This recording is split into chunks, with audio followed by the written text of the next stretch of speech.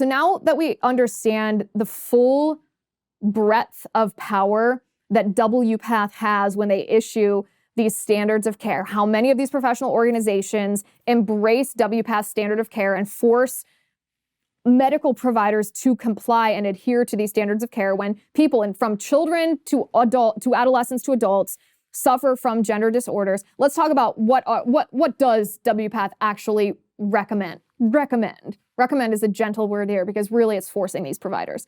So in version 8 of WPATH's standard of care, they start out by using words, again, that tip us off that this standard of care is polluted entirely by radical leftist ideology. In fact, it's polluted beyond radical leftist ideology. It's polluted by outright Marxism.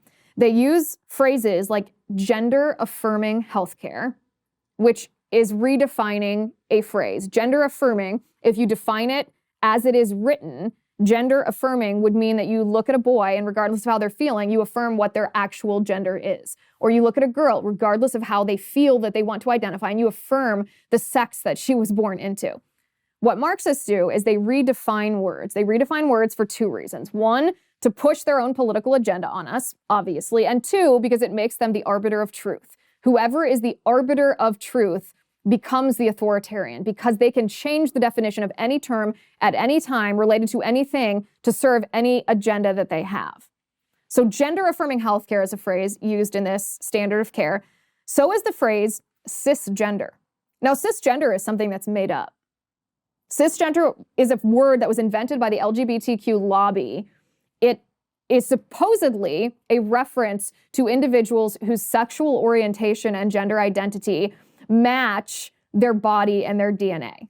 So you and I might think of a man and a woman, but to the LGBTQ lobby, if you are a straight man, then you are a cisgender man. And they don't want you to just be referred to as a man. They want you to have that qualifier that you are a cis man, a cis woman. Now, of course, cisgender is also used by the intersectional left. It's another branch of cultural Marxism because cis men and cis women are supposedly higher on the privilege totem pole than gay men or transgender women. And if you are higher on the totem pole than the Marxists, the cultural Marxists, who've been embraced by the radical left, want you labeled an oppressor.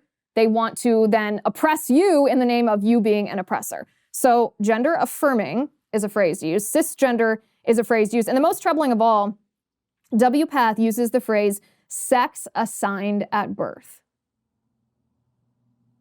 Now, there is no sex assigned at birth.